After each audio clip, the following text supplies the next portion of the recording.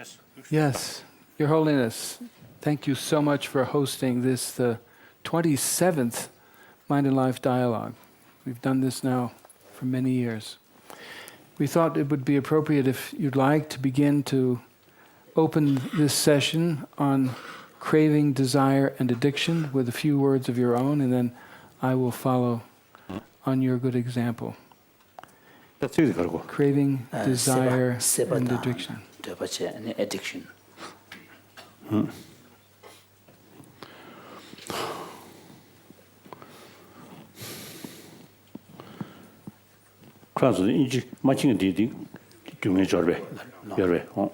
His Holiness is asking how the monastics who don't follow in Tibetan follow English. Congratulations, at the beginning one mistake. Very good.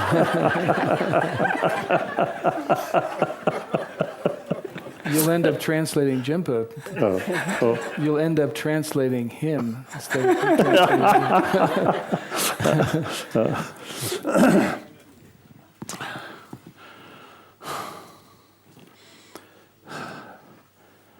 As Chairman has mentioned, this is 27th meeting.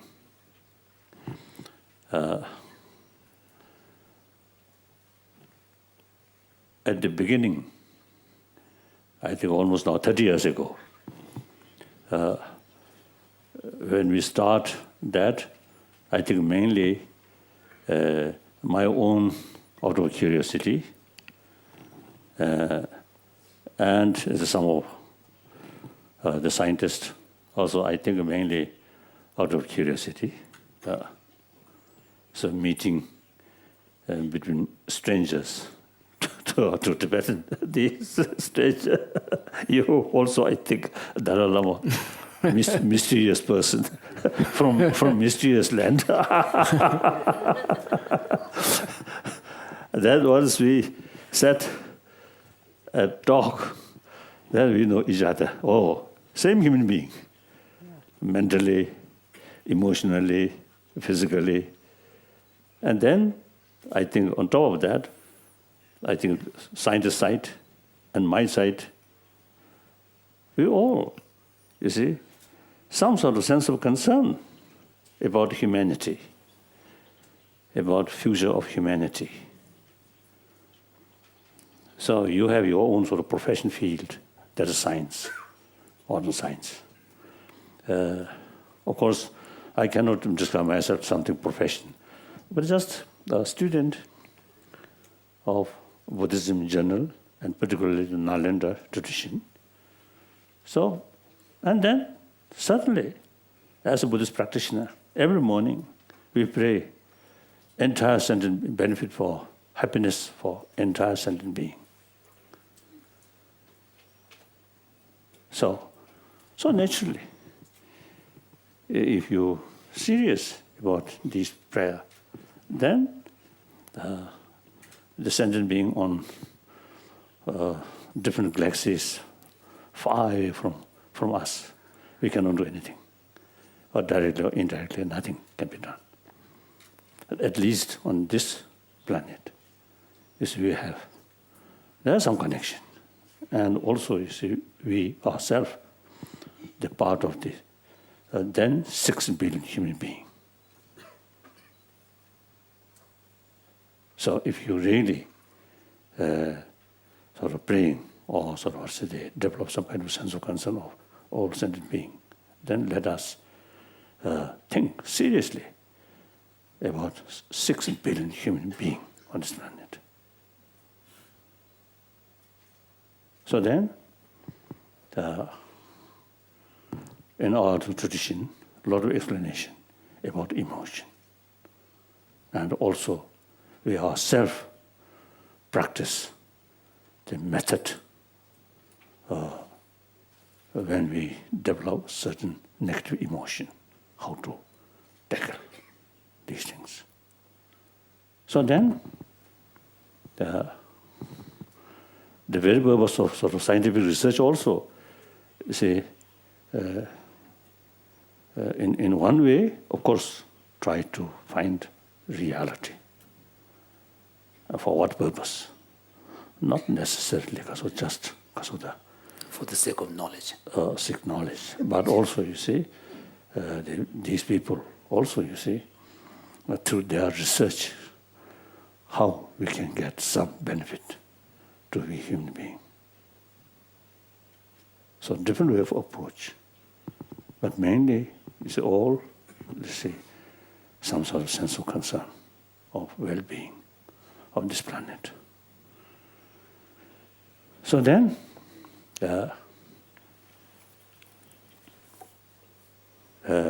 with this spirit, you see, we carry this sort of dialogue, and then eventually, the dialogue becoming more serious and also eventually institutionalized. I think particularly the 26th meeting in South India. I think really, creates very strong positive impact in thousands of young monk students there. And some scientists also got some kind of impression, isn't it? It's Even true. our discussion, you see, do that way, isn't it? So now I want you to tell those new, the person attendees or this kind of meeting is two purposes. One purpose is extend our knowledge. I think as far as matter is concerned, particle is concerned, Western or say modern science, highly developed. Their knowledge is really incredible. So very useful for us to learn from their knowledge. Their finding through experiment. Then the Western scientists about the mind, about emotion. There is a big sort of contrast. Their knowledge about matter, very high. Advanced. Their knowledge about mind, not that much. If may I say so.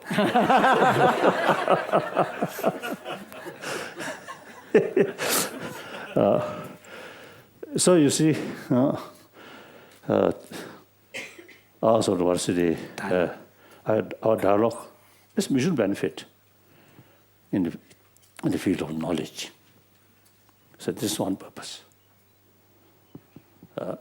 Then another sort of purpose is from our knowledge. Now today, on our planet, I think for physical comfort, the science, immense contribution.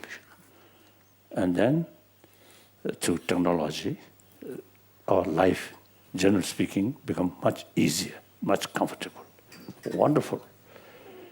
And also in the medical field, to research, there's a lot of new Discoveries. New discoveries. And so it become easier to tackle certain disease, illness like that. Wonderful. Now, there are a lot of problems about due to too much emotions. We call destructive emotions. So that even medical science or health point of view, and the healthy society, peaceful family, happy individual, ultimately related with emotion or mind.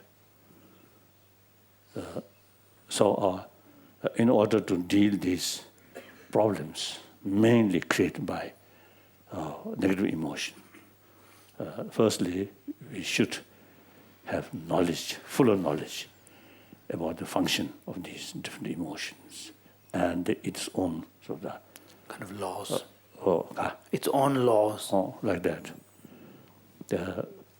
so through our joint sort of effort, how to make a contribution. Firstly, happier individual. Through that way, happier family and happier community or society. Through that way, our final aim is happier now 7 billion human beings. Certainly, this problem, much problem, our own creation.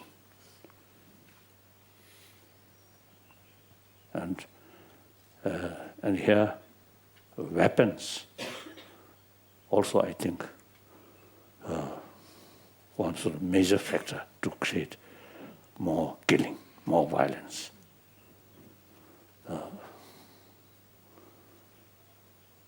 So, like America, there's a lot of talk about gun control. That means, you see, people consider gun available, some sort of violence, you see, more because of that. Easily. Easily. Oh. So then, from deeper way, if you think real gun control related here. Here, less anger, less hatred. Then the gun become like ornament, right? No danger.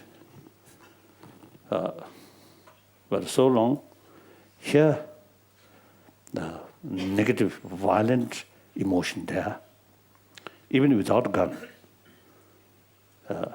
you can do. Or stone, I think always, I think you cannot control. Or stone, always available. Or some brick, always sort of available. Even you see this, Nails. that is, you see, when I was young, when I fighting with my elder brother, my main weapon is nail. So some injuries on his face, really. So therefore, ultimately, gun control. Yeah. So that does not mean some serious operation here and some sort of part of brain removed. Not that way. But you see, through training of mind, and eventually, you see these destructive, violent sort of emotion reduce through increase the positive emotion. That's possible. Not necessarily be a religious person, even without belief. Simply, the day-to-day life happier when emotion develop. Once you see know some way to deal this negative emotion. If person knows, then when about these destructive emotion come, and all the method within his or her own hand. So that's one of our purpose. One of the purpose. One purpose, extend our knowledge about external world, internal world. Another thing, from our knowledge, how to make contribution for a better world, happier humanity. So, now almost 30 years, I think interest both sides, you see, increasing. So now we are not only sort of just talking, but some of you really now carrying because of the efforts on propagating. You see, the propagating work. Implementation. Implementation. Oh. So, grateful. Thank you. Thank you, Your Holiness. Thank you.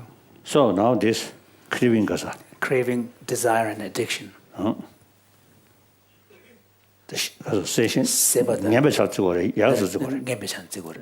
세바데 겜베찬 찍어래. 세바다 되버지. Craving. No.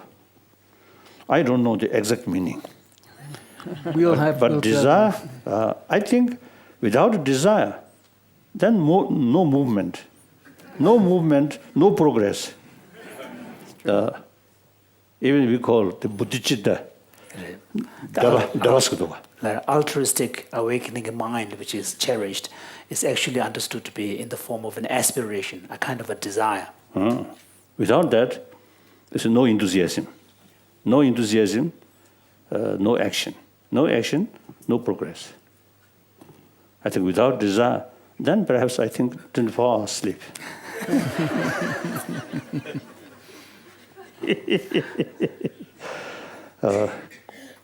Addictions는 가서 그러잖아. Addiction 단 들이다 장기라다 바기라. 들어봐. 그걸 전달 주나? 단 냥금. 냥란 쇼서. 냥란 쇼. 그 가두네. 상볼 addiction 또 말해. So His Holiness is wondering whether we can apply the term addiction towards more constructive activity, or is it always negative? Well, we talk about workaholism, working too much, and we use the term that makes it sound like it's an addiction. So we could ask ourselves, is there such a thing as working too hard for your own good and that of society? Normally we think of work as a good thing. 지단치나 뭐 addiction 등 엠베 잘. 한발을 쓰. addiction 도 지단치게나. 엠바를 또 엠베 잘 찍고 그래서 그런 라도에 그 왕도 쇼제 ben 창동에나. No. 창동에 다 바제야 다 주지되노. 그런데 책이 가서 오자. 지금 내주 제라고 지금 안에 책이 따보마도 그 탁탁 누구 연하면. 네, 마시디 젤. His Holiness is wondering, the term, is it the way in which it is being applied? Is it more specific, or is it kind of more broadly defined? So we will. The craving has over more kind of also too much attachment. Too much attachment, right. Then attachment usually we consider biased. So there are a lot of mental projection involved. So you too much sort of because of the craving. Craving love. And too much attachment. Opposite anger. So both, I think, anger and this craving or attachment, both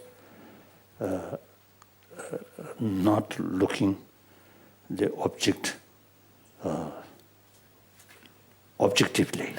In a realistic manner. No. Or much sort of mental projection involved.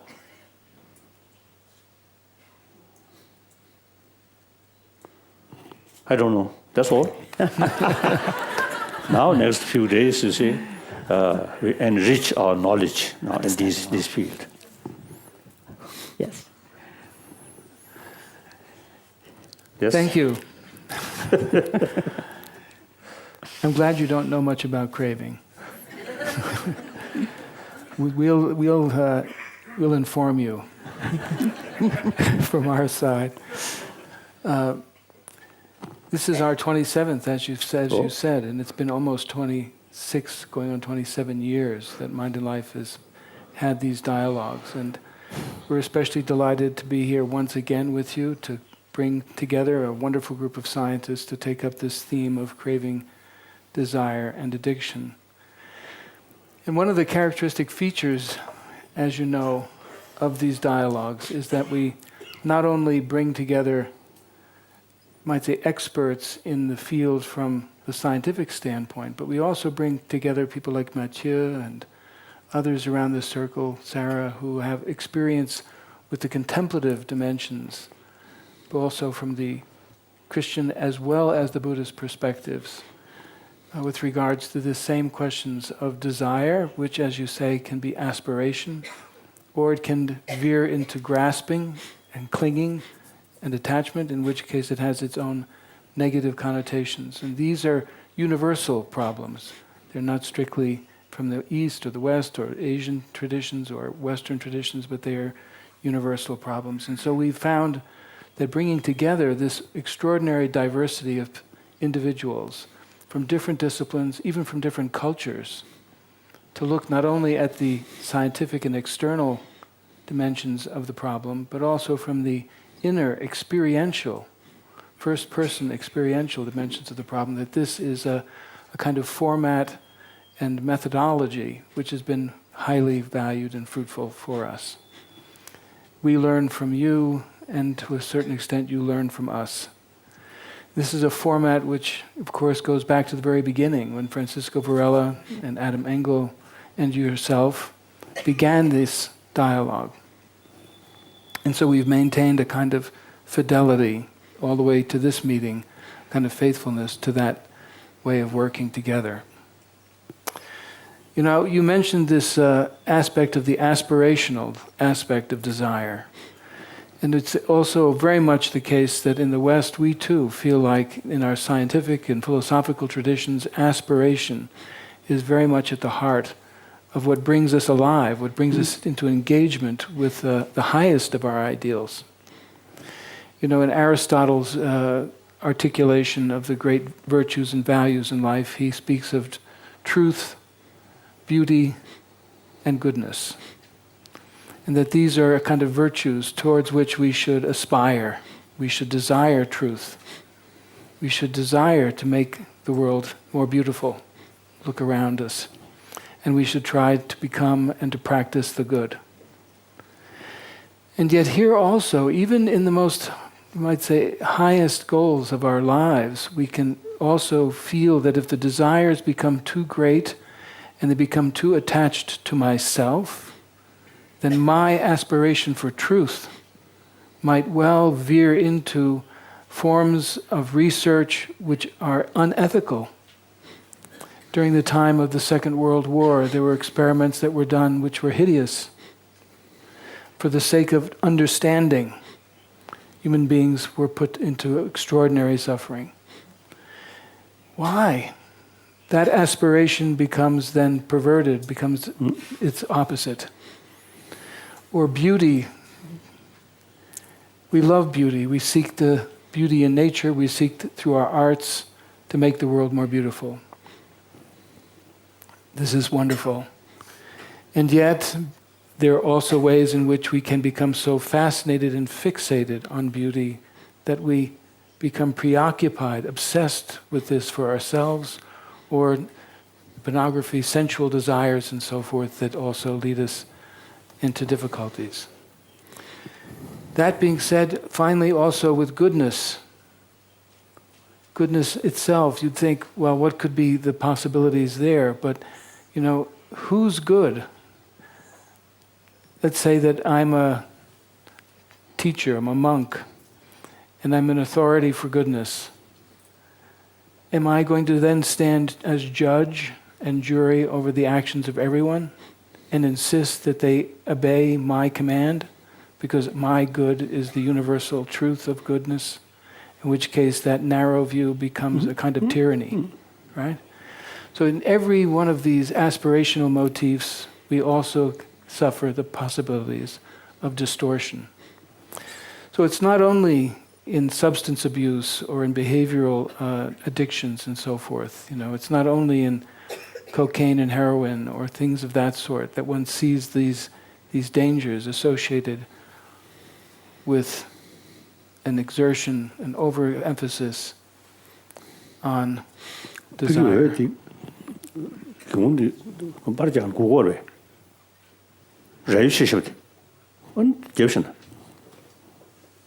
That curtain. Yeah, there's a glare coming from that window. Yeah. Oh. I cannot see Gigi's face clearly. Good now. Good. Yes. And so we stand before this, in this meeting, before the desire, you could say the desire to relieve ourselves and our world from some of the suffering that is caused by this attachment, this excessive attachment and craving.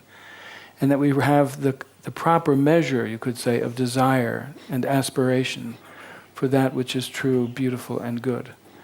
So we've gathered together, as we always do, an extraordinary group of people to take up this task. People who've worked at this theme at the highest possible level of their competency and in their diverse ways across different fields of inquiry. And I would like to suggest that this is also not just a one-off, we would say, a single event, that Mind and Life really has now committed itself to a longer research and activity in this area of craving, desire, and addiction. There will be a research project that Wendy Hasenkamp is actually directing with colleagues at universities and clinical researchers to take up specifically a survey around desire, its excesses, forms of addiction, and in particular its relationship to the self. How is it we understand our own nature, our own self? Next summer there'll be approximately 150 young scholars and scientists who will come together at our annual Research Summer Institute. And at that institute they will likewise be focused on this same theme. Then there are small research grants that we give named after Francisco Varela. They likewise will, in all likelihood, be focused increasingly on this general area of research in the hopes that we can make an enduring impact on the suffering that's associated with craving, desire, and addiction. You know, this area of craving, desire, and addiction is one example of a still larger range of work that Mind and Life has undertaken, largely under your inspiration. And one of the most important areas, the second area, concerns what you have called secular ethics. And so Mind and Life's work in this area of ethics and education, the Mind and Life initiative in ethics and education, has become a very prominent and important part of our work now and into the distant future. And as you know, we've, again, in a similar way, brought together an extraordinary range of individuals to try to cultivate what is innately our nature of goodness, compassion, kindness, and altruistic behavior. These capacities, which are there within us, we feel, as you do as well, can from early childhood all the way through to adulthood be cultivated in ways that support then a future ethical life and the betterment of humanity into the future. So we're here not only to learn and to work concerning craving, desire, and addiction, but also to situate that within this larger and more ambitious project of a true ethics for humanity. Now, for 26 years, we've steadfastly walked together this path of inquiry. At first, it was simply, as you say, the curiosity which we had, the joy of discovery, the joy of mutual understanding, and so on. And then it became increasingly evident that this was potentially of value to others, and so we published over 15 books together, which has been a joy as well. And then, just in last January, we had the wonderful meeting in Mungot in South India, which was such a wonderful celebration of this Mind and Life work, but also the work of others like the Science for Monks program and the Emory Tibet Science Initiative.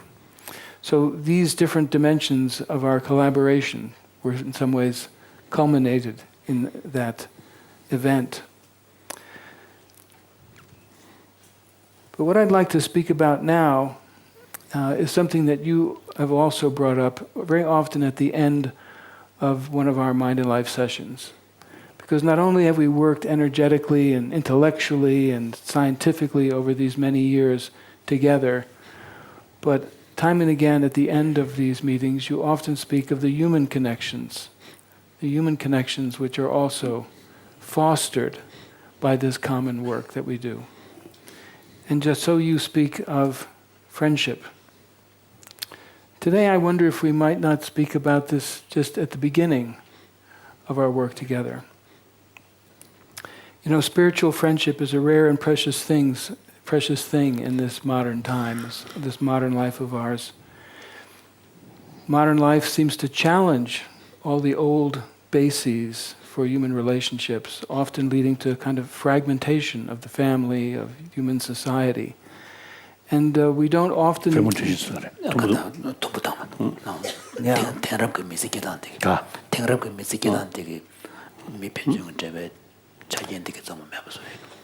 Yeah, and modernity provides little guidance, it seems to me, as to the new forms that will develop under which social life can flourish. And I would suggest that this theme of spiritual friendship born of a common work, may become the rich and fertile ground out of which the new relationships that we endure, the enduring relationships, will actually grow. Friendships which can reach across boundaries, cultures, races, religions. We don't need to look like each other. We don't need to have the same faith. But we have a common concern for the well-being of humanity. And that brings us together in a common work through friendship. You know, the Buddha's name, I'm always struck, means the one who is awake, I believe. The one who is awake. Sangye is it. Sangye is it. And that it seems to me that in coming together, engaging together in a rigorous theme of deep significance, that we wake up on each other. I become more awake because of your argument, your thinking, your heart force. You become more awake through my engagement, so that we wake up on each other. I'm reminded of William Blake's statement that opposition is true friendship. Opposition is true friendship. And if the awakened consciousness of the Buddha seems so far from our individual working, perhaps by working together, by becoming more awake on each other, that consciousness of the one who is awake, the consciousness of the Buddha, will become closer to us as a community than it is to me as an individual. You know, I'm told that Ananda, I'm not a great scholar of the Buddhist tradition, I'm afraid, but Ananda is reported to have said to the Buddha that good friendship was half of the spiritual life. And that the Buddha replied, "Not so, Ananda, not so. This is the entirety of the holy life." That the friendship we foster to each other could be, you could say, the entirety of the spiritual life.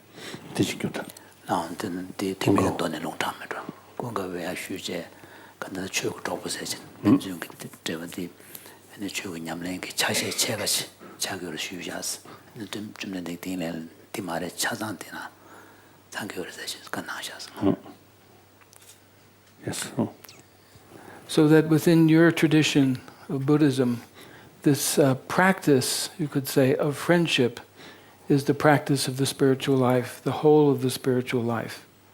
So also in the New Testament tradition, one finds a similar teaching where Jesus says to his disciples, "Inasmuch as you love one another as I have loved you, you are my friend." The friend, you could say, of Jesus. I bring this up because it seems to me that we have the opportunity here to practice that awakening on each other, that becoming friends with each other through the common work that we do, the learning that we have from each other.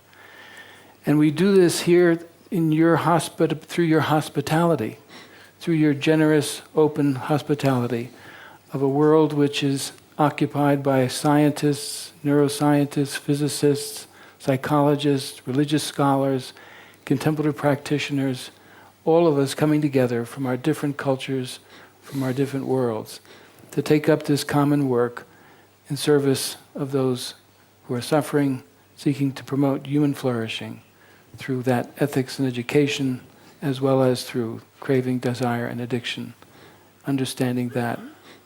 So thank you for your hospitality. Thank you also for inviting us into your home. Now, the next person who will be presenting will be Diana Chapman Walsh. She and I are going to change seats. She'll be sitting here presenting to you. Thank you, Your Holiness. Thank you.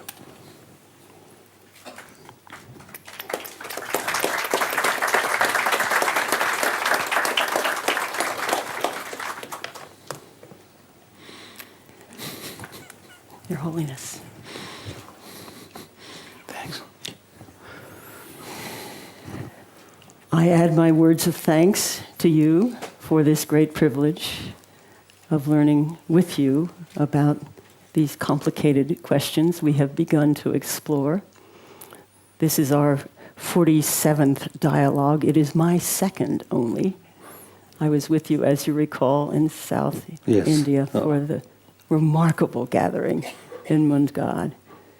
So inspiring, so interesting. I learned a great deal, but I still have a great deal to learn. I am new. But I want to speak to you this morning about this topic that we will be discussing. We have this printed program, and in the program, for each of the presenters and the moderators, we have biographical sketches, but I somehow forgot to mention in mine that I worked in this field for many years, and then I moved out of the field.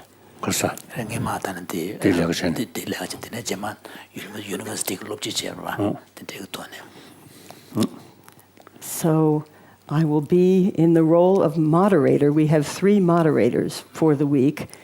I'm one, your friend Richie, whom you can now see because the light is fixed, and your friend Roshi Joan Halifax. We will take turns in this role as moderator.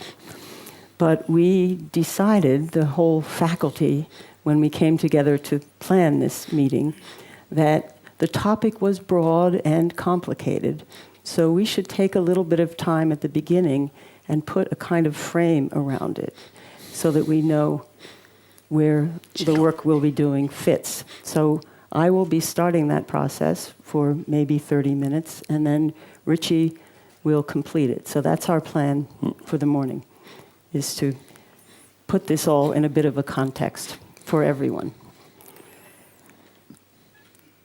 I was a professor of public health at Harvard University, where I chaired a department there called Health and Social Behavior. We were sociologists and social epidemiologists. Everybody has to be an ologist and psychologist. And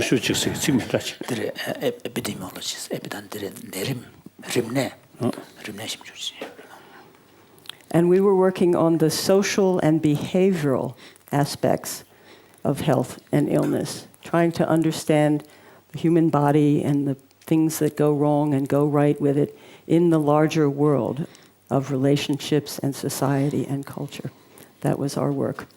And some of us in this department that I led focused much of our research on policies related to alcohol and tobacco and other drugs, on the highways, driving cars, in workplaces, doing work in schools and colleges where these problems would arise, always with an interest in this larger context of the underlying social processes and factors and influences that were driving those behaviors to a large extent. That was our focus. And our purpose in doing that was very much in keeping with the purpose Your Holiness described for these meetings. So our focus was on prevention. We were trying to figure out why these problems occur, where and how they occur, and were there things that we could design and study and test that would prevent them. And we sometimes talked of it as translational research. So just as you have Jimpa at your side to translate back and forth from English to Tibetan, this kind of research is trying to translate from the very specific studies that are done by the natural scientists, and we're going to be hearing a lot of those, to try to figure out how to translate those and bring them out into the world. Just as you said, the field of public health has been very much focused on that challenge. We won't be discussing these public health interventions in great detail this week. But it bears mentioning that they too are science-based.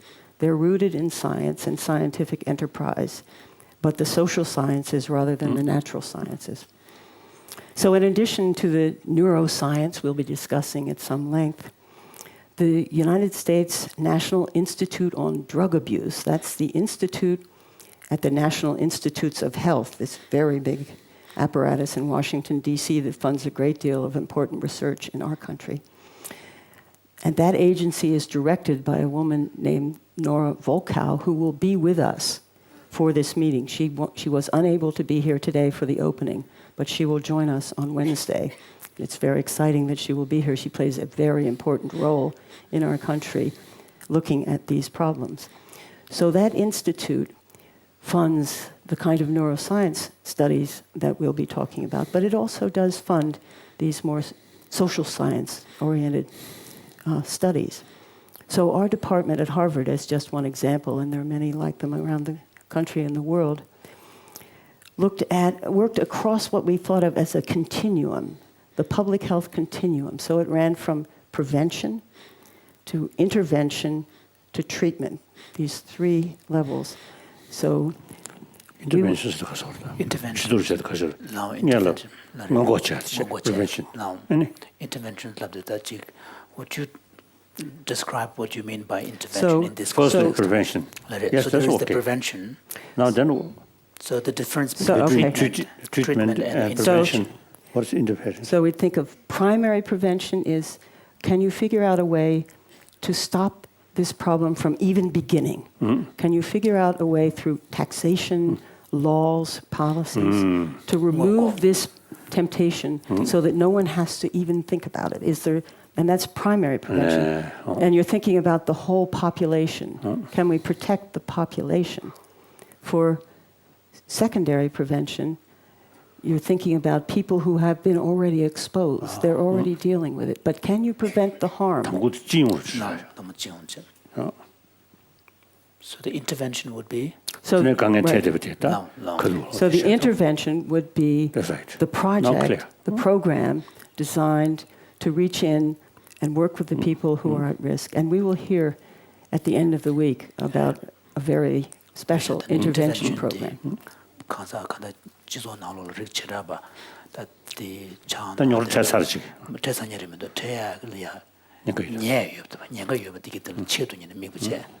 treatment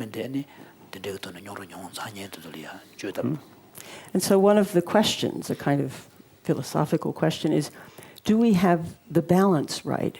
Are we putting our energy, our resources, and our effort in the right places as we think about these problems?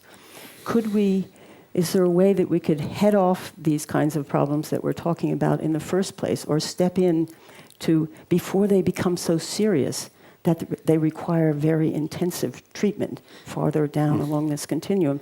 And the image, the metaphor that we would often have in our minds is of a rapidly flowing river, and that the medical establishment is downstream, and they have this very large enterprise that's pulling people out of the stream and giving them resuscitation and rescuing them. And everyone is so busily occupied with that work that no one has the time to walk up the stream and try to understand why people are falling in. So it's this idea, are we focused in the right place as we think about, as a society, how to manage some of these problems?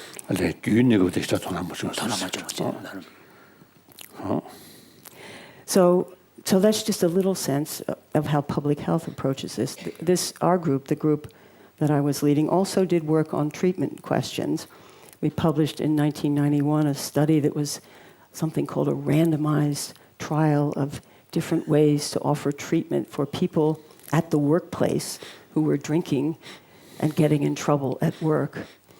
There were different ideas about how to help them, and we designed a very rigorous study to test out those different strategies and see which one was more effective, and published it in a journal called the New England Journal of Medicine. So that study took 10 years to complete. It was an elaborate thing. And it was carefully designed to address a specific question about how much treatment is enough. But it was also designed to try to move the methodology forward, to try to do this study in a better, more careful way, because the research in the field needed to move forward. And that's one of the things that often comes out of these dialogues too, that the research methodology is moved forward. So we can hope that that will be one of the consequences.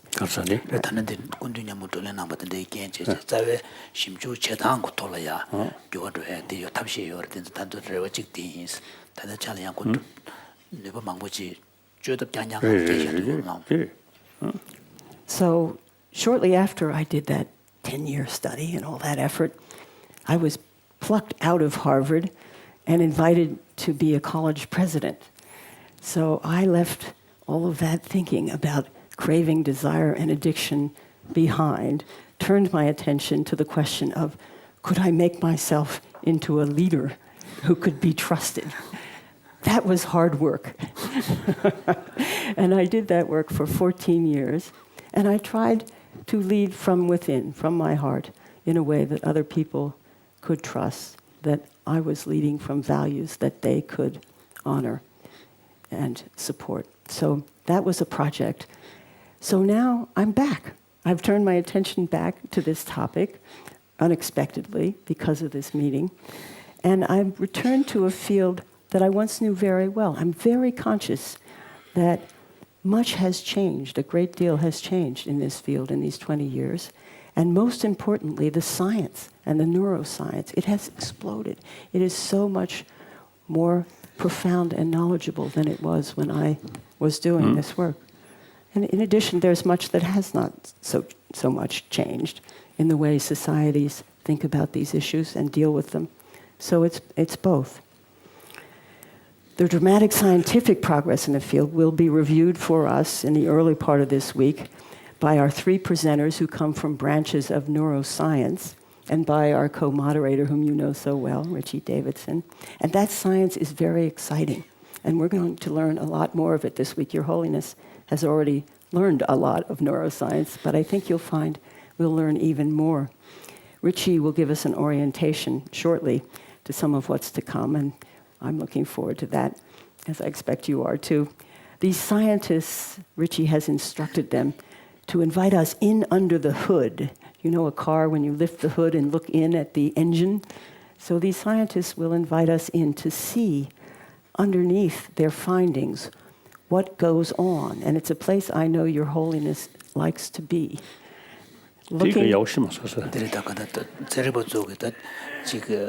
Addictive behavior that is more the most engine caveat the catching Davis or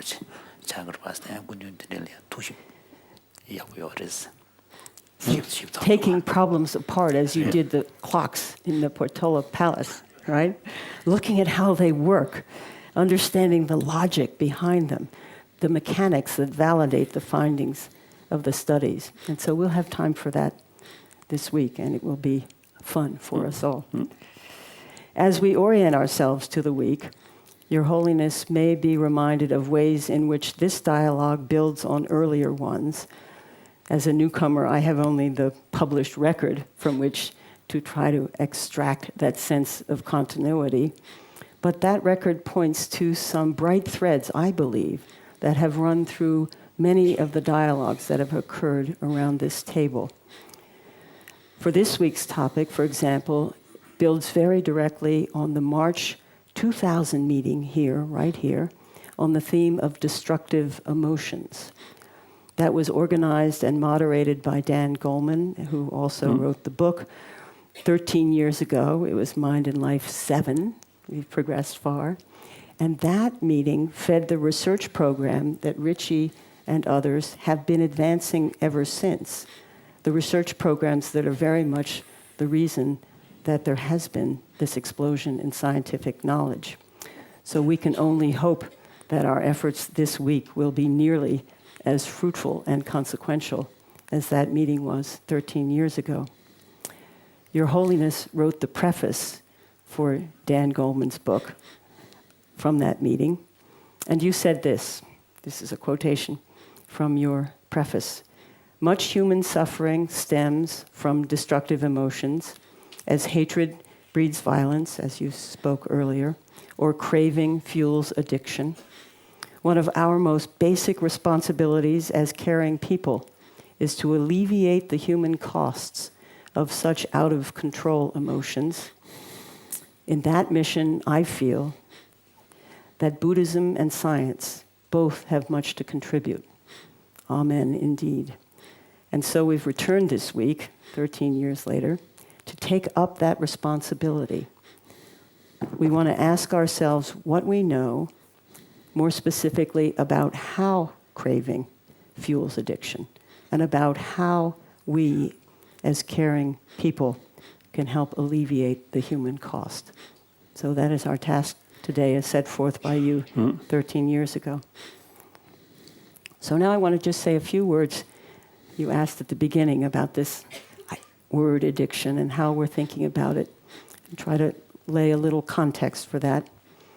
So at the beginning, our focus primarily will be the abuse of and addiction to dangerous substances, alcohol, nicotine, cigarette smoking, and illegal drugs that are widely used around the world. They're used in some places more than others, as we will see. And our concern will extend as well to drugs that are legal, not illegal, prescription medications, painkillers, sedatives, stimulants that are being used more and more for non-medical purposes. So to feel good, to feel better, to do better cognitively, athletically, the doping scandals in the bicycle races and other races, or simply out of curiosity at first, a different kind of curiosity than the one you spoke of at the outset, a curiosity that can lead to trouble. In the West, the abuse of... curiosity 전이 계산을 제직다 drug사 소지도 제 인식고 Sometimes young people just want to try these things out, see how it feels. Then they get into trouble. 지나는 게 되게 뒤콩치디 저 진이 됐어. 한다 밴드 가서래. 장동야 이내리 드라기네 되게 그 자셔 거리나 심모지 버전이. 다 지금 다시 흘러 주나선. 아니 장동 진짜 더 치셔. 단 나와 기급체제. 기울체. 아니 장도 아니 그래그링 하셔도. 양치 쳐들어 셔니. 양하셔도. His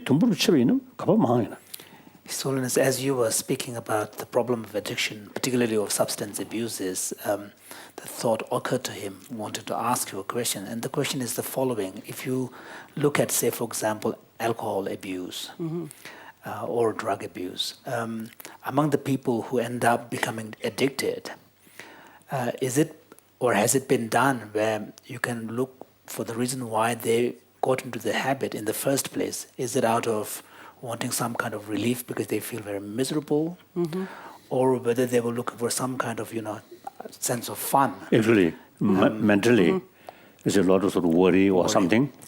So, at least you should try to some kind of relief. Relief, yeah.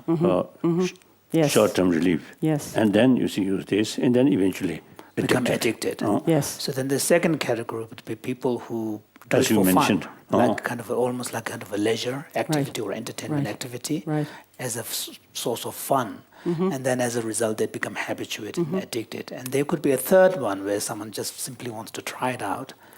Is there any way of teasing these out in terms of percentage among the addicts? So I do not have those statistics. I do not think we have them as yet, but certainly it's a combination, I think. And we will hear this afternoon from Marc Lewis, who has studied these issues. I think very often the people who go in deeply into trouble that's right. have In some, most cases, I think that. there's some underlying suffering. It's to relieve some deep, deep pain. Not always, but so the point of entry, the doorway in, can be any one of these different ways. But I believe the people who get deeply in trouble, for the most part, are trying to heal a wound inside with the substance. That would be my sense, and many people. There are also, of course, the very interesting brain mechanisms that we will hear. Fascinating. Yeah.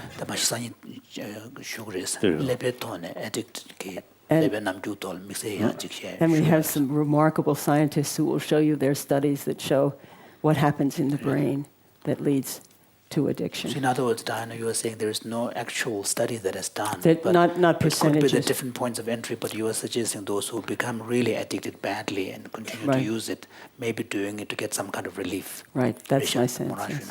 근데 자신을 요 봐야 말이스. 돼. 요 말도 이네 정말 중요한 망하든 뭐지부터. But those are very good questions, and questions we will be examining. So we will be interested, too, in extensions of the concept of addiction to a wider range of destructive behaviors that have compulsive qualities, qualities in which we feel we... 그냥 뒤에 즉 addiction 전에 뒤소서 견도 마통한테 많이 그리구나. So another 다들 question. addiction 전에 다들 다 있는 소수 즉 죄못해서 차. 이제 즉 상관 안에 뒤직다 가서 일다 논주임으로 통하게 때 많이 그리구나. So another problem that raises is that among the addicts, is it possible to sort of guess what kind of proportion between people who don't see it's a problem and people who see actually it recognize it is a problem? Mm-hmm. Well, yes, and we will hear discussions of that as the week goes on too. And there is certainly a strong feeling among social scientists that the recognition that one has a problem is an important step towards the resolution of that problem.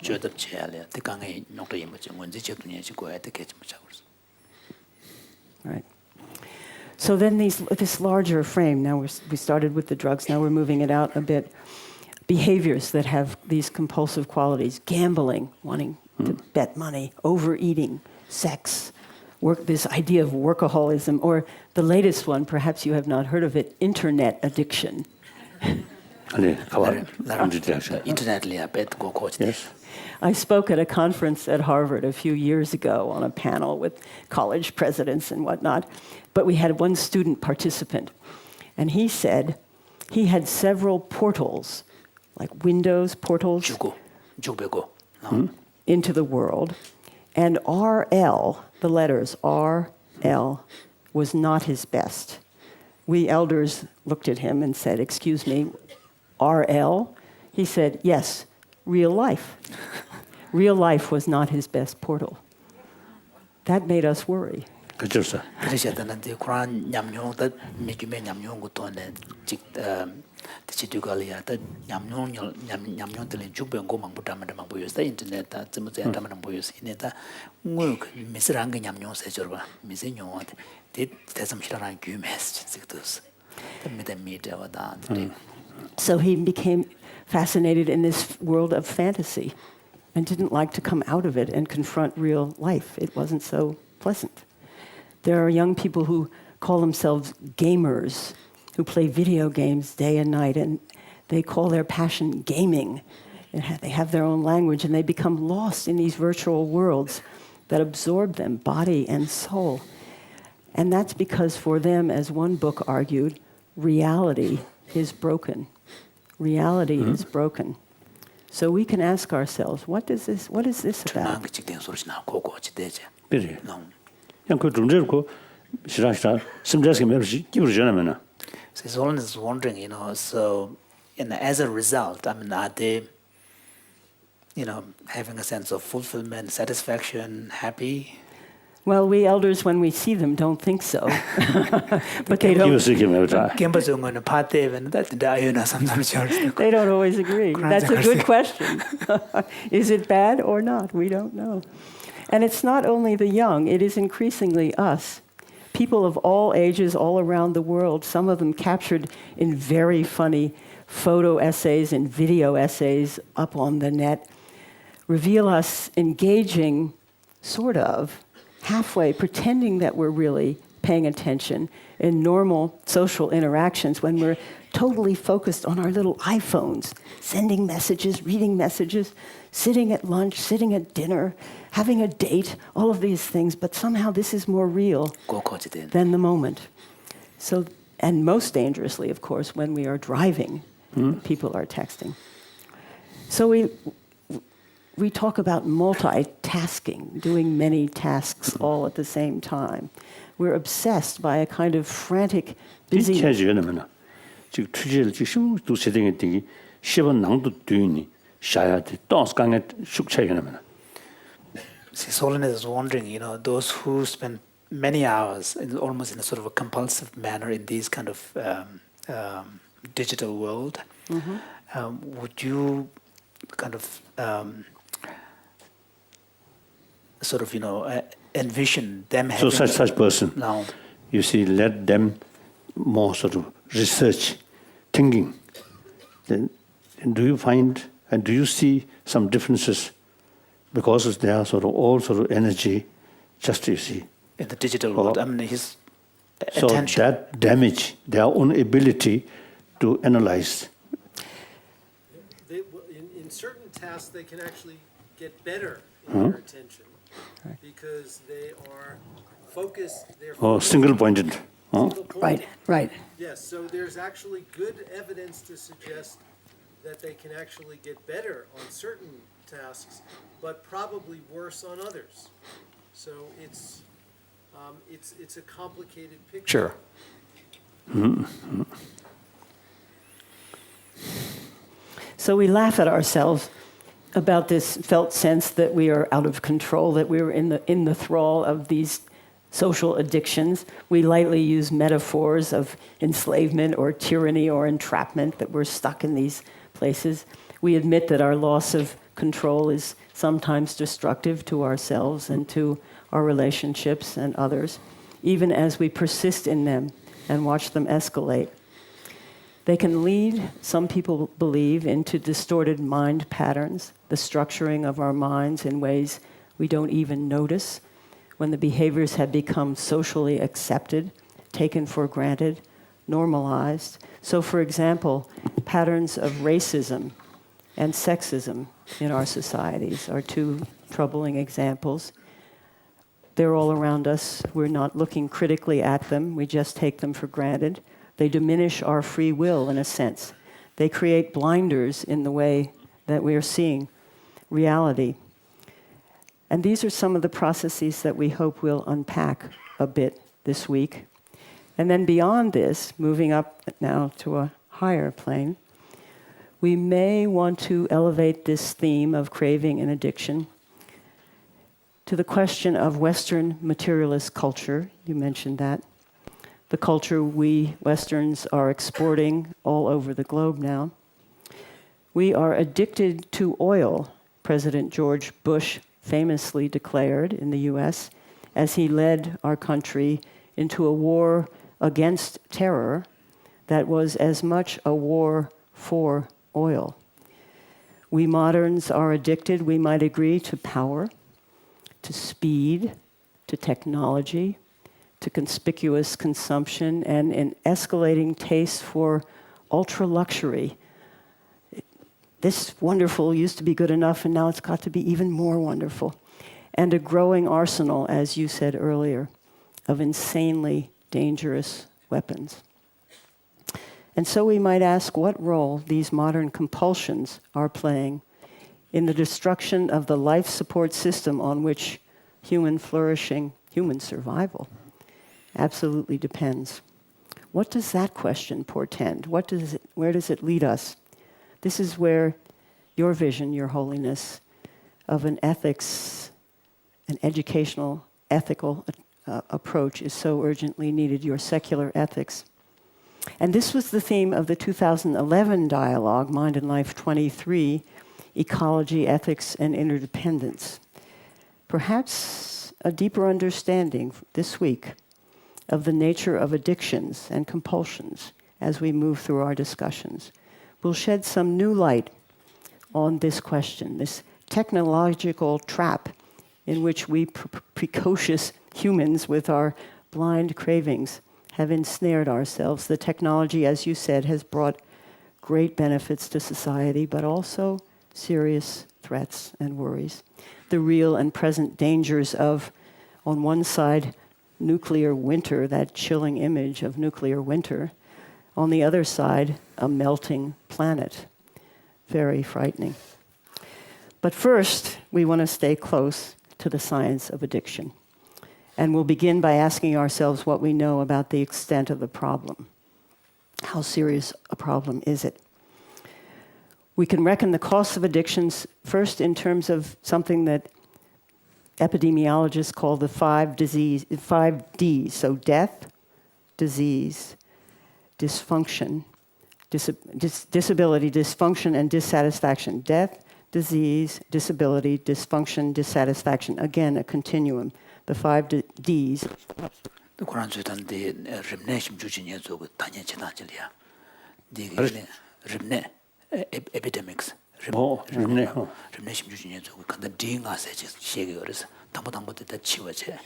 Nibati disease che. Sumbati da kan naze kenge ni lume amata disability che. Dysfunctions labde nyiri meze kongyo ba chema to Just brief. So these harmful consequences affect people of all ages, from infants, exposed in utero sometimes, or in very early life, to drugs that stunt their development for their entire lives, to adolescents who are painfully vulnerable during a very awkward life stage, to young adults whose experimental use of drugs, that curiosity we talked about, can convert over time to a true addiction. And if they become parents, into unsafe, chaotic homes that can reverberate through intergenerational cycles of dysfunction and suffering and pain. The ravages of addiction are widespread in the West and in many parts of the world, and are implicated in an immense and increasing amount of human suffering. And I had some statistics, but I think I will race through them and just say we can come back later because we don't want to go on too long, that the problems are very, very serious all over the world. And so then just a quick word about the arc of the program this week. Our effort for much of the early part of the week, as I said, will be to understand the nature of craving and addiction and what might be done to interrupt what's been called an expanding cycle of dysfunction in the brain. From the standpoint of Western science, our presenters, Marc Lewis, Kent Berridge, whom you said is a new person when you saw him. You'll find he's a quite wonderful new person. And Nora Volkov, who will join us in a day or two. They will be posing the scientific questions, and Richie will be, of course, moderating and helping us understand those, and he will preview those in a moment. One of our neuroscientists, this afternoon's presenter, Marc Lewis, blends his professional expertise with his personal experience as a former addict. And in doing so, he opens the first-person perspective that Francisco Varela foresaw as really essential to a full accounting of the nature of the human mind. So we'll listen this afternoon for the impact of that dual perspective. And meanwhile, our contemplative scholars, Thumten Jimpa, who will step out of his role as translator and become a presenter, and Mathieu Ricard, your very good friend, and Wendy Farley from the Christian tradition, will present sophisticated understandings from early Buddhist and Christian thinking, early mind study, we might call it, of the fundamental nature of craving and desire and the path to liberation. So that will be an interesting connection to the science. And here we will be listening for similarities, commonalities between the early spiritual teachers and with modern science. And we'll also be interested in differences from which we may learn a great deal. And as we do that, Roshi Joan Halifax, who is our third moderator, will help us with her vast experience of these meetings and of so much else. Will help us understand that. Toward the end of the week, we'll hear from two behavioral scientists, one a Danish anthropologist, Vibeke Frank, the other, they're sitting together, an American psychologist, Sarah Bowen. And these two women scholars will reground us in other realities, beyond the individual, into social and cultural considerations, and beyond the research bench, into the clinic and the consulting room. So that move you described at the beginning into practical applications.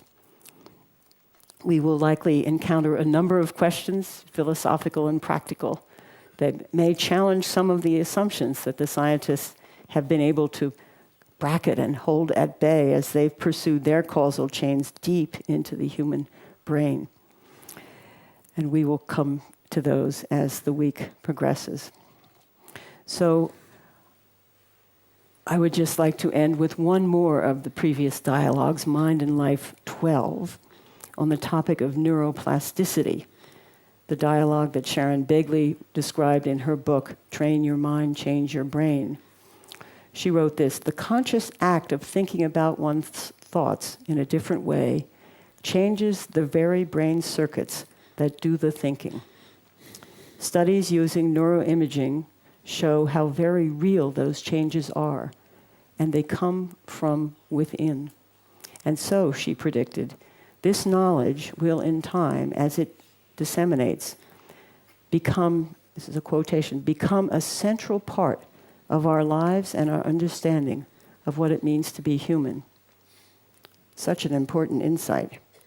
For if, as she says, modern science seems to be offering us a radically different view of human possibility, the possibility that we can train our minds, which you have known, you Buddhists, for a very long time, then with that may emerge an equally radical reconsideration of our responsibility as humans. And this returns us again to Your Holiness's vision of a secular ethics and education in ethics. So here we are, with all of this prior work as a sturdy foundation for us this week, with a deeply thoughtful group of scholars to push the old questions farther and to raise new ones and discover them. And we are in, I think, for a very great treat. So we thank you again from deep within our hearts for the gift of your time and of your attention, your exquisite attention. It's such a model for the rest of us, and the precious value of the chance to think and learn with you, Your Holiness. Thank you.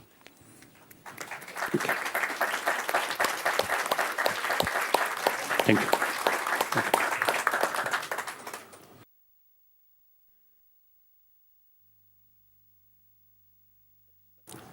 So, thank you, Your Holiness. It is a great honor and privilege for me to be sitting in this seat again.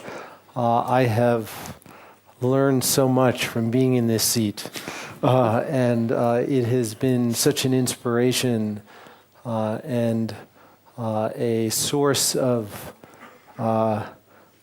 insight for the research that we and many other scientists have done, and your attention and your kindness have been so greatly appreciated. So it's really feels wonderful to be back here.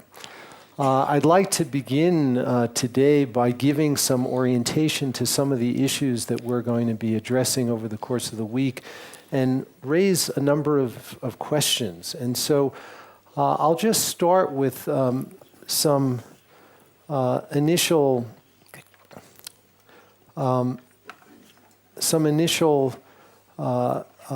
conjectures or premises, and one is something that Diana mentioned, and that is addiction is not something restricted to substances.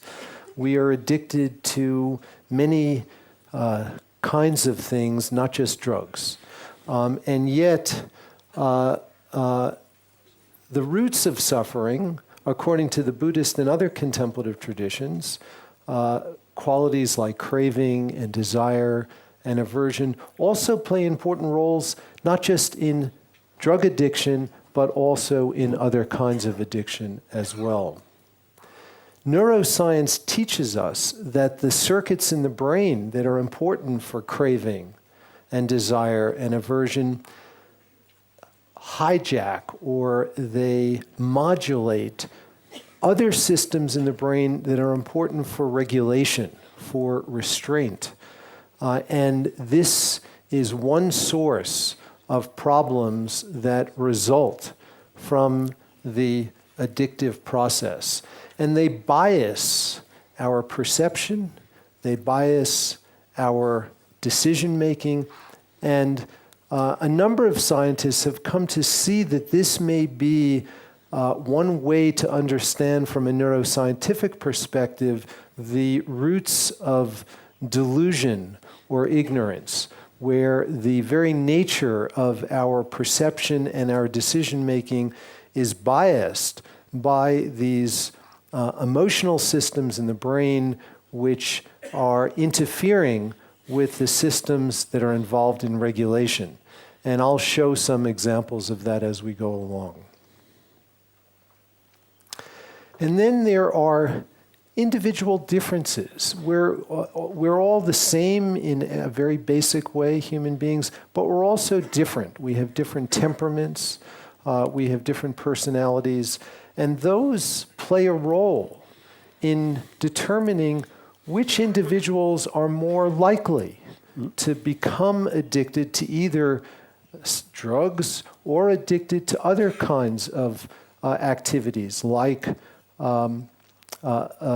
to food addictions or addictions to things like the internet or work.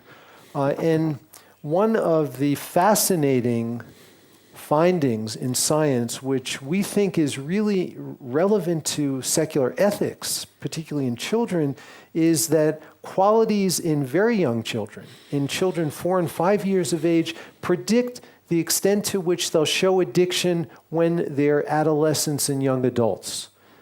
And we can measure these qualities longitudinally. So we can measure them in children very, very young and then follow them for 20 years.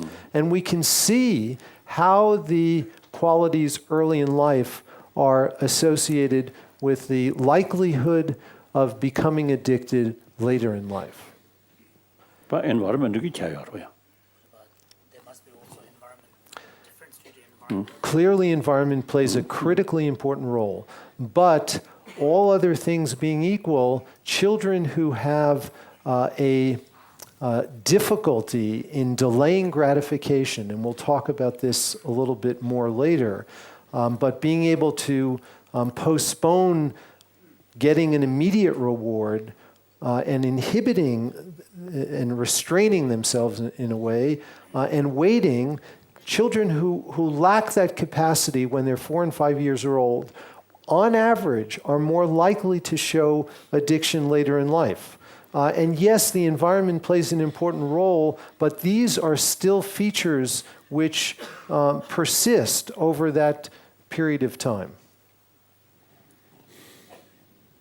So this is an outline of what I'm going to hopefully cover. I may have to shorten some things as we go along, but I'll talk about the brain circuits that have been implicated in addiction and preview some of the work that will be coming. We'll talk a little bit about the kinds of impairments that are associated with changes in these brain circuits. And then we'll say a little bit about the particular problem of adolescence, which in the Western world especially... Adolescence, sorry. So the age range would be 11 to about 14, 16. 16. And we'll also talk about early interventions as prevention. And this is where the intersection of our topic, craving, desire, and addiction, and secular ethics really comes together. Because there is increasing evidence to suggest that early interventions that specifically target the kinds of things you've talked about, Your Holiness, in secular ethics. For example, the ethics of restraint, as well as the ethics of virtue and the ethics of compassion, may be important as early interventions that could be preventative when they're taught to young children. We'll talk a little bit about how contemplative interventions for substance abuse may operate in the brain. And then I'd like to raise some issues that are unique to the Tibetan situation. There are actually now, for the first time, good data on addiction among Tibetans in the Tibetan Autonomous Region, and I'll share some of those data, which I think are very interesting and relevant to our whole topic. And then we'll end with a whole series of questions. So this is a diagram that we'll see many times this week. This is a diagram of the medial surface of the brain. So if the brain was sliced through the nose and opened up, we're looking at what we call a sagittal view of the brain. This is the front of the brain on the left, the back of the brain on the right. And there are several circuits that are highlighted in this diagram. One is a circuit for motivation and drive in green. Another is a circuit that is labeled reward and salience. And these are two circuits that we'll hear a lot about as playing a very important role in addiction.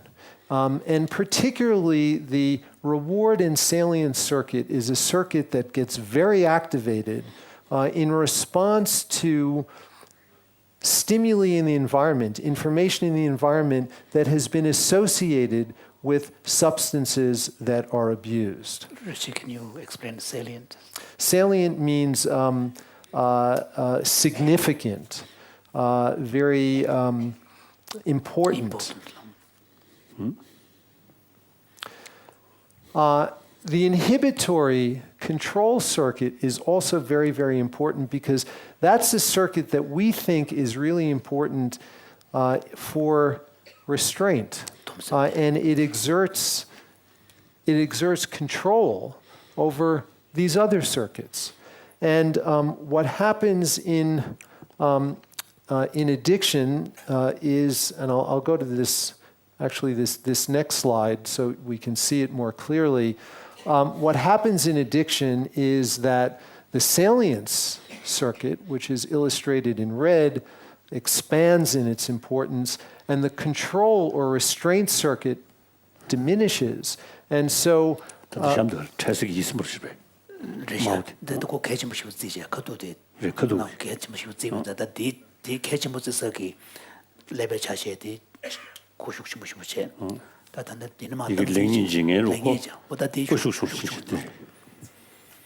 So in a non-addicted person, the ability to inhibit these impulses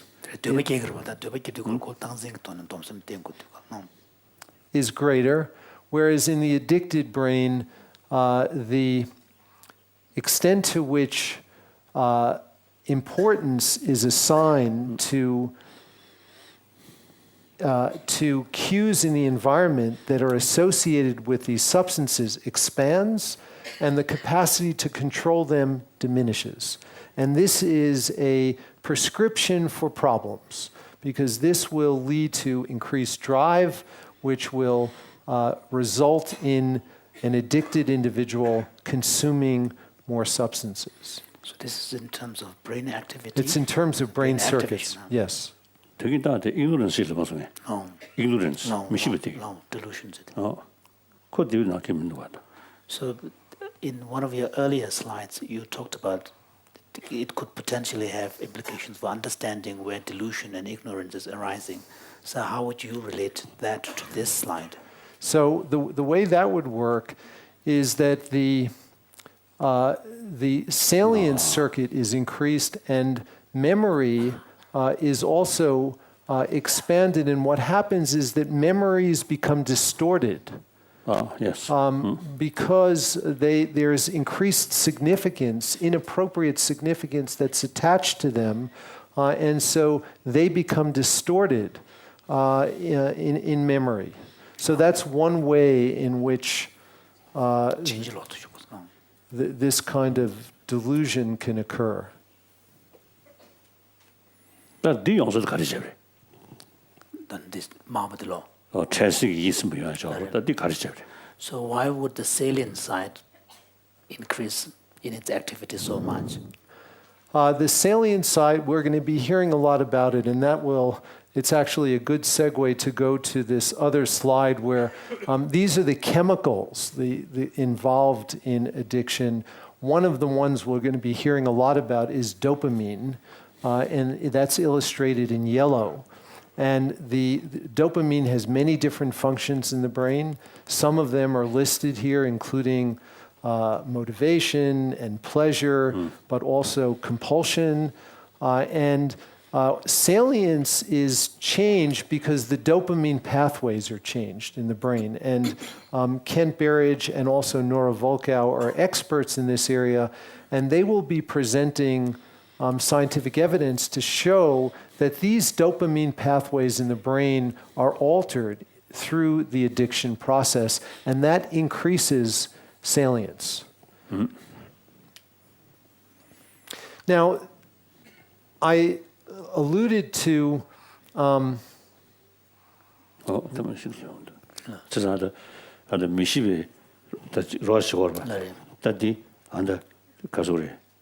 the Chessy eats me, the other Yujinsha. That the Maribe, the Mishibita, River Castle, the Mishibiti, and the Castle, the Tatundunji, the Yoyagi, Genshin Jorba, the Kudu Mishibiti, sure, they were quite.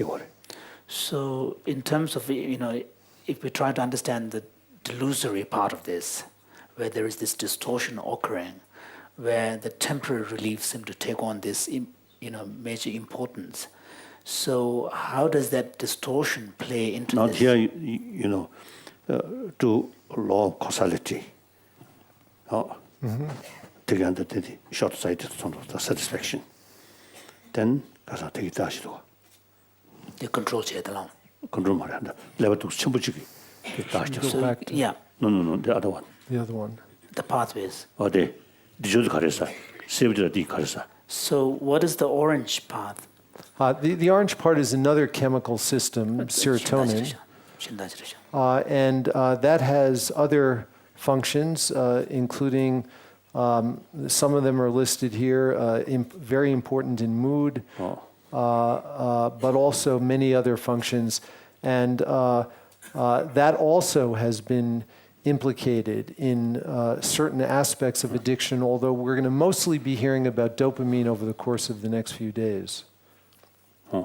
So that the under Judinisha. Quando Chessy Tedungik, the Chessy Yitzburg. The Dion you dishes. Chazangada Mishiva, the Mishiva undercover the Mishiva Karasana, Dibanda, Addictive. So that the decru the lecture, Dichungsan Childo, Dichungsan Childo, any amount of lecture scheme. So someone is trying to understand the causation. The Ratundung loco, Yoyagi, nearly to teach her, teach her. So then would you do Sana, Marie will lecture him. Then would you do Yalia Mishwe lecture? Yes, then this so he's only trying to understand the causal arrow, if there is one. For example, there you show the neural. This is cause. Neural pathways that are formed for the dopamine pathways.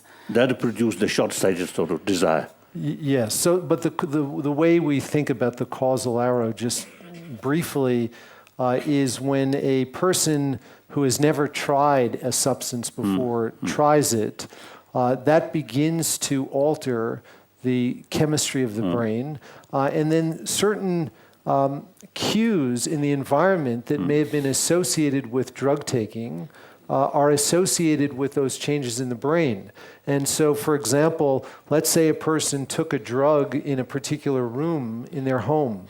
When they just go into the room, just the sight of the room or the smell of the room might trigger those same chemical changes in the brain before they actually take the drug.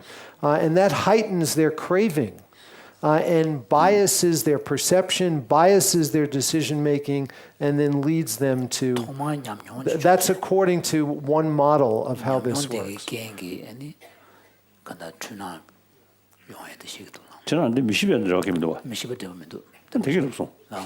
in that sense, the delusion that you're talking about, Richie, is more of a consequence. Yes. Yeah. Oh, yes, it's a consequence. Yes, absolutely a consequence, yeah.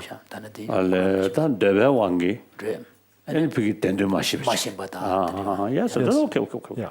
Okay. Yeah. So this is a paper that was published by Nora, who will be coming here, and it talks about the prefrontal cortex. And that's an area that's very important in restraint and in modulation of the impulses. And this is the abstract, and I'd like to just read the last sentence. She said, disruptions of the prefrontal cortex in addiction underlie not only compulsive drug taking, but also accounts for the disadvantageous behaviors, the problem behaviors that are associated with addiction and the erosion of free will.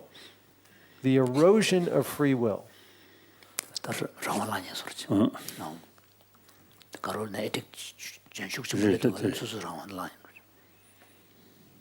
So this points to a very, and this would be seen, Your Holiness, as a consequence, not as a cause, but this is a result of. And then that has further consequences for subsequent problems. It will then, it's a negative spiral.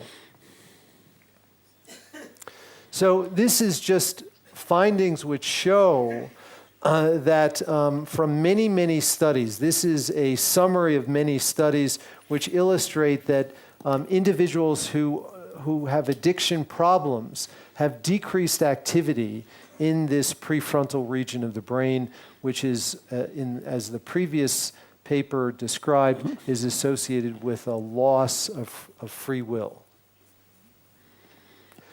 Now, one way to think about this is that these changes in the brain can lead to impairments in different ethical dispositions.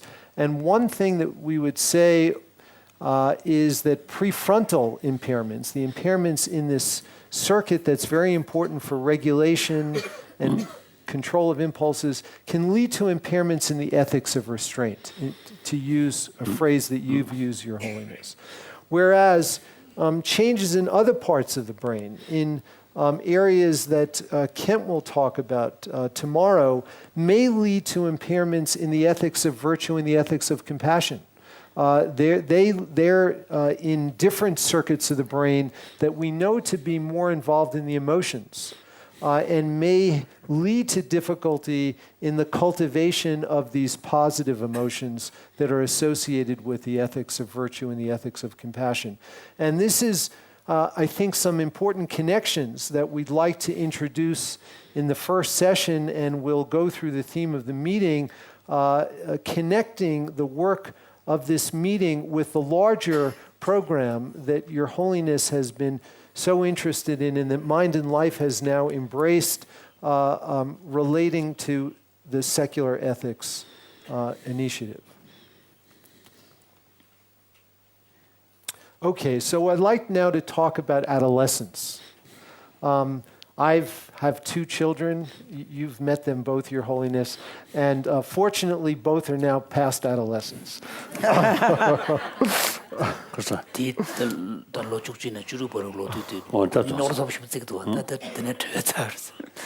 One of them was an angel, the other one was a little more difficult, but both now are wonderful. And so this is a study that was published in 2011, and I alluded to this earlier. It's really a remarkable study that followed 1,000 individuals in a city in New Zealand, Dunedin, New Zealand, a city very much like Madison. It's a university community. And they followed 1,000 people from birth, just randomly selected. And they measured, when the children were 4 and 5 years of age, they measured their capacity for self-control. And one of the key attributes of that capacity is the children's capacity to delay their gratification. And what they showed is that children who at 4 and 5 years of age were worse in delaying their gratification, those would be low over here in the number 1, all the way at the left. When they were in their early 30s, they had significantly more difficulty and more problems with substance abuse, and including not just reports of substance abuse, but informant rated substance dependence. So this is a very objective measure of the use of substances which affect the mind, and they showed more problems when they were in their early 30s, actually at age 32. So this is just based on a measure when the children were 4 and 5 years of age. And what they said at the end of this discussion, I'll read the last sentence again for this. They said, interventions addressing self-control might reduce a panoply of societal costs, save taxpayers money, and promote prosperity. They also found that kids who were better at self-control actually were more financially thoughtful, and they engaged in better financial planning. They actually earned more income when they were in their early 30s. And this is after very carefully controlling for the socioeconomic status of their families. So one of the peculiar things in adolescence is that development goes at different rates in different brain systems. So this is a figure which shows the development on the y-axis, and on the x-axis is the age. And what you can see is that in adolescence, the emotional regions of the brain, the subcortical regions, develop much more rapidly compared to the prefrontal regions, which are the regulatory regions, important for restraint.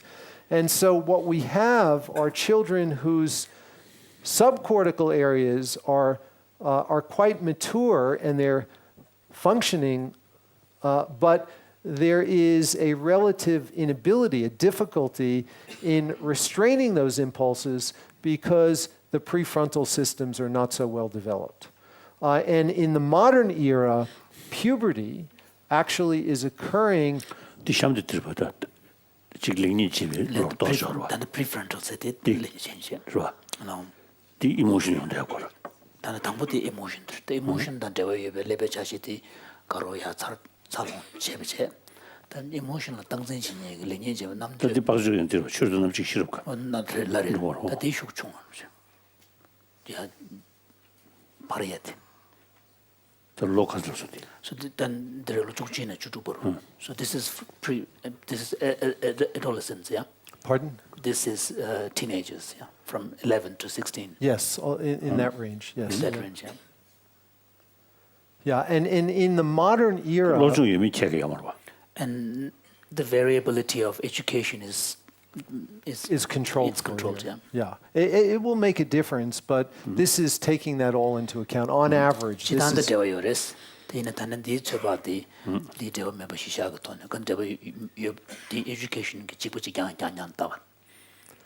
And what's happening today in today's society is that adolescence, based on puberty, pubertal changes, begins earlier. If we look even 100 years ago, Your Holiness, the average age at which puberty starts is about age 16. Today, it's much, much younger. And in some subgroups in the United States, you can see the onset of puberty at age 9. No.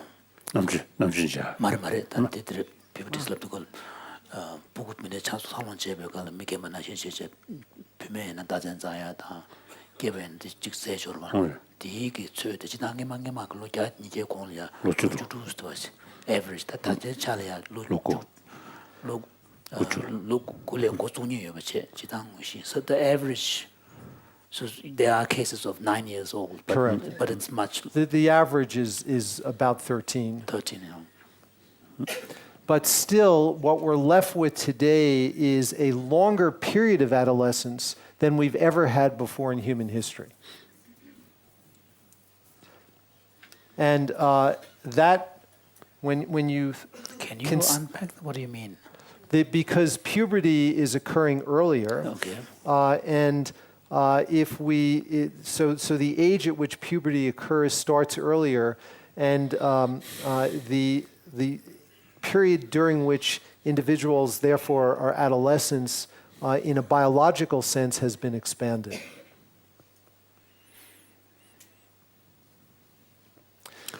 So 그 안들이 다 에볼루션으로 지었다. Lare, 말해. lare, 너희 안들 특별 다가다 리프로덕션. lare, 로주루 세대다 말로 적숨. lare. 고 세디 에볼루션 컨트롤되어. So, I mean, would that change in the age, kind of lowering of the age of onslaught of puberty, would that be accounted by evolutionary change? it's a great question. It probably is determined by many different factors, including differences in diet, differences in pollution, differences in urban stress, many different factors, not a single factor. Many, many factors. 난 체력은 좀으로 말해. 체력은 좋아로. But generally, Lifespan. isn't it the case that the lifespan is increasing? Yes. Yes. 100 years ago and today. Yes. Oh. Yes.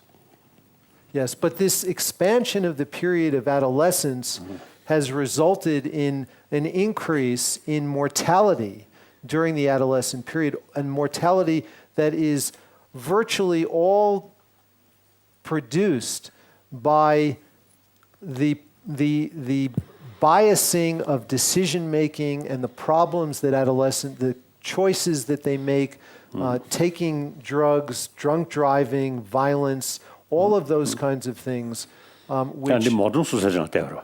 So this is from the point of view of modern society. Yes. Yeah. Yes. 다 the Australia, indigenous people, or some other places, Lare, they're completely isolated Right. from the modern life. lare. And It would be different. So His Holiness was asking, has there been any research done on trying to see a difference in a completely traditional kind of pre-modern society? Would we see phenomena like this? It's a wonderful question. I'm not aware of any scientific evidence on that. 저는 에볼루션을 말다. So in that sense, it's not just purely evolutionary force. We're Right. talking No, about here. definitely not purely evolutionary. Yeah, it's due to Yes, changes okay. in the modern environment. Yes. So I'd like to move on to early interventions as possible prevention. There's a Nobel laureate in economics, James Heckman in Chicago, who analyzed a lot of evidence, and he came to this conclusion. There's a return of $7 US for every $1 of public investment in high-quality preschool programs.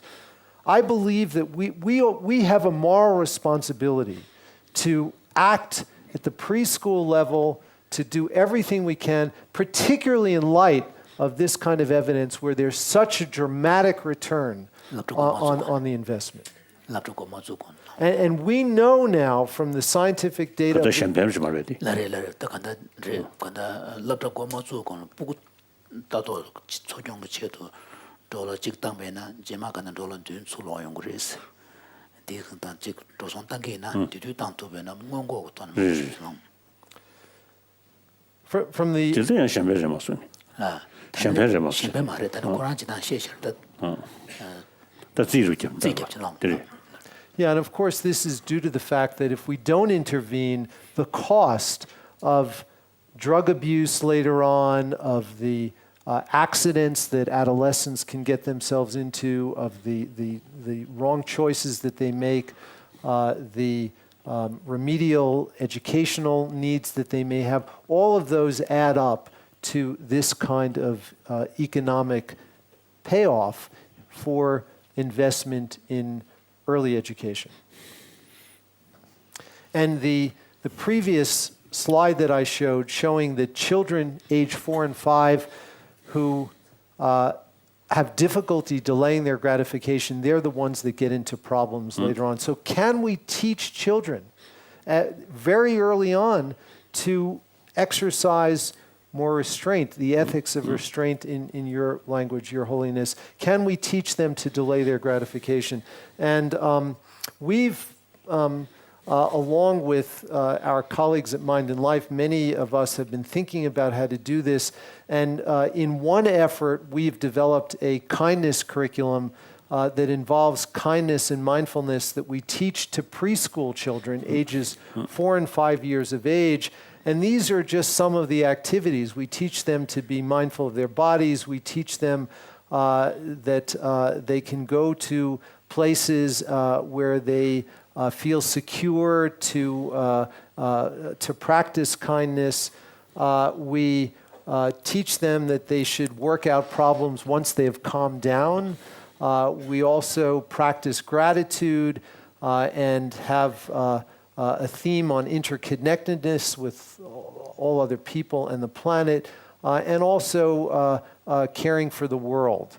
And these are some of the central themes that we introduce. And the curriculum is a curriculum that we teach for 90 minutes a week, three 30-minute periods for 8 or 12 weeks. So it's a modest amount of time, not very much.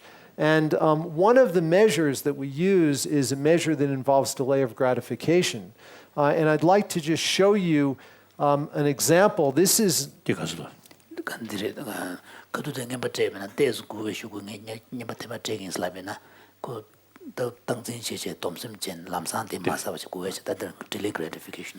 So this is from a classic experiment that was done many years ago in psychology. This is not our research, but is the work of a very famous psychologist by the name of Walter Mischel, very wonderful and important psychologist.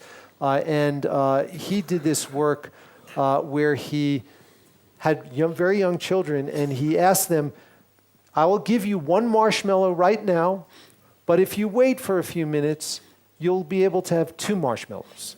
And he just observed what they did. And I'd like to show Your Holiness and everyone else how children respond in this kind of situation.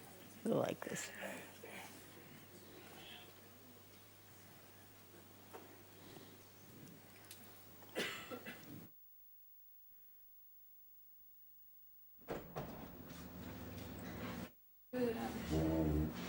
Okay, so here's the deal. There's a marshmallow. You can either wait, and I'll bring you back another one, so you can have 2, or you can eat it now. So you can eat it now, or you can wait, and I'll bring you back 2. Okay? Okay.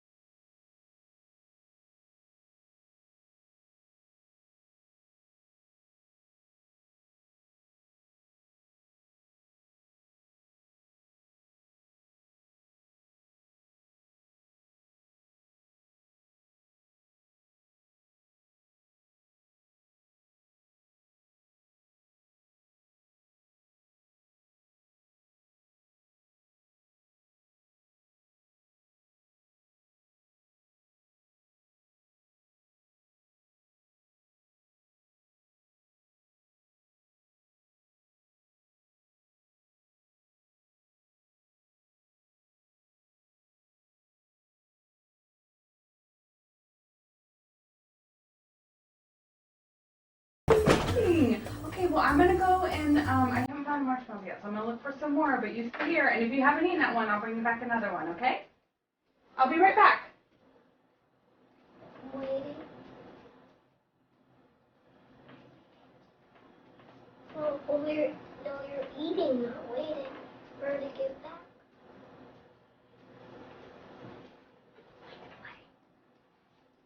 Well, still ate some of it, so she's still not gonna give it to him.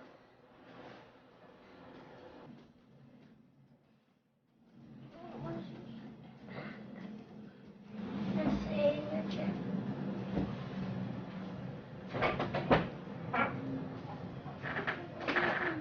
Here it comes. There. Oh, what happened? She ate hers. Oh, okay.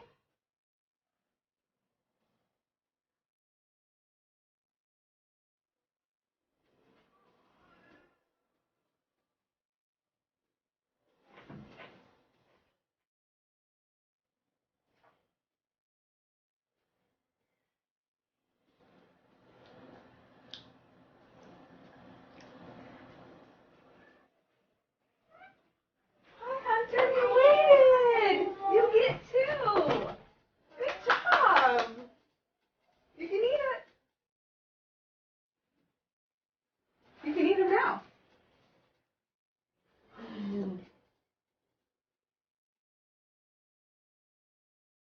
There's just a wide diversity, and you saw some of that diversity there. So we actually gave this measure to a group of... 부디 조다마다 대마르다. So this thing, have you taken into account the variability due to being hungry? Yes, that is taken into account. Yes, And yes. 대여설. Yeah. that's Yeah. So you can do it with snacks, you can do it with crayons, many different things. And what we found, this is very new data, Your Holiness, that we've just finished analyzing from a group. This is 50 children who received the kindness curriculum, 50 children who are in a control group. And what we see is that the children who are in the kindness curriculum after 12 weeks of receiving the curriculum significantly improved in their ability to delay gratification on this test, whereas the children who were in the control group showed no significant change. So to us, this suggests that a simple mindfulness and kindness curriculum for preschool children can directly lead to improvements in the ethics of restraint. So it is possible to educate young children in this way. And this is just a modest, very modest effort, but it really needs to be done in a much more expanded way. So in the interest of time, I'm going to actually skip this next section because we'll have time to go through it more during the week. And I want to make sure we have time to review issues that are unique to the Tibetan situation. So with your permission, I'm going to really just skip this.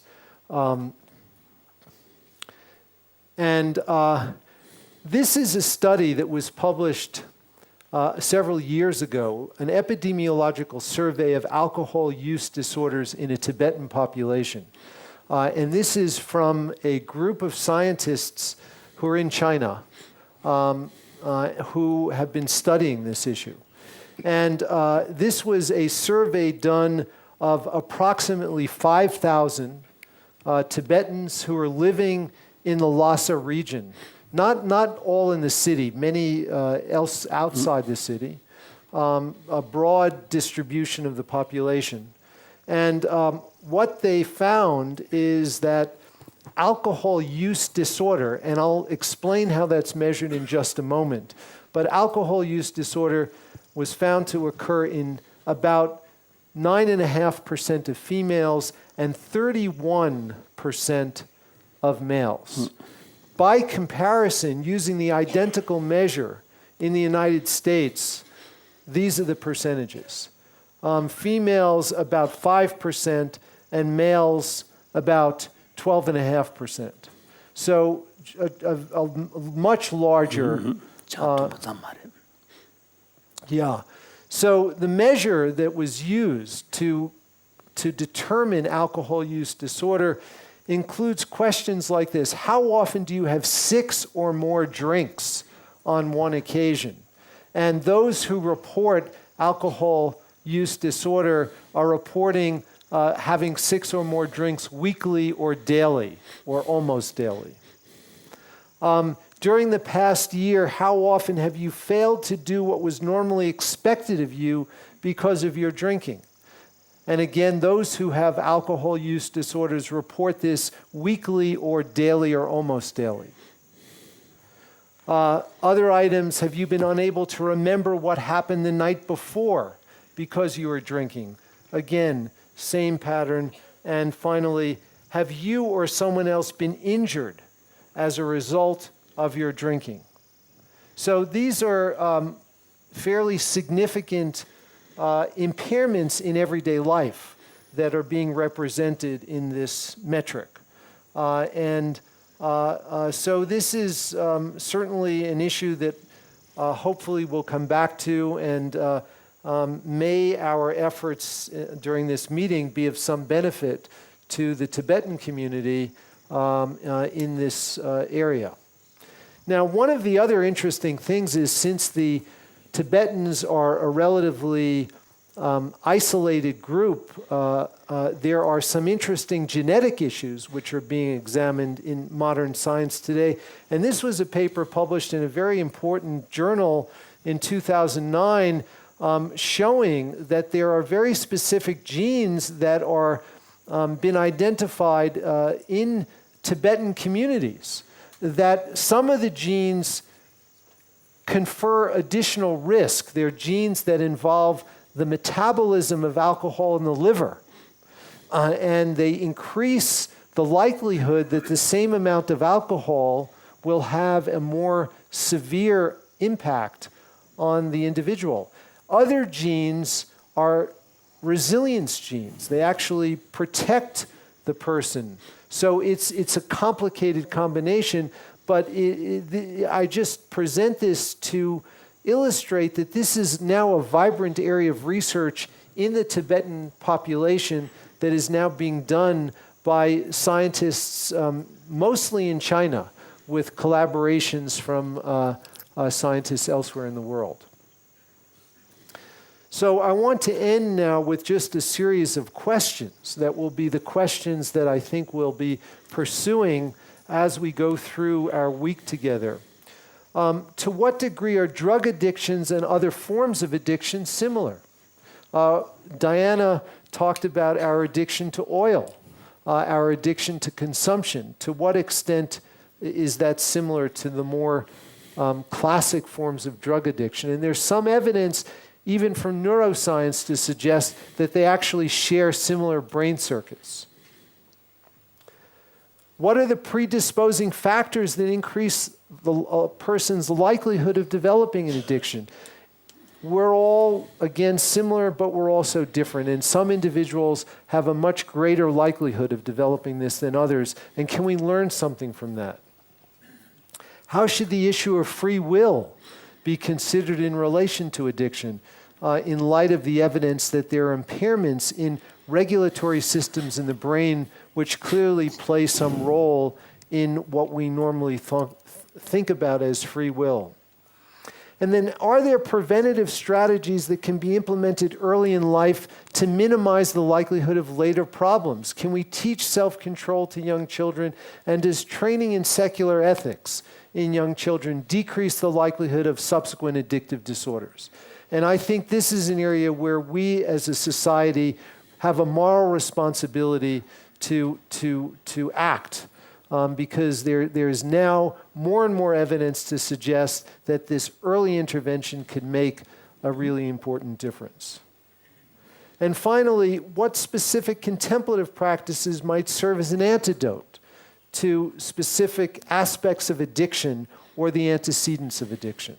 And so this is something that I think the contemplatives will help us to understand as we go along. So these are the questions that we'll be addressing. And thank you again, Your Holiness, for all of your kind consideration and your inspiration.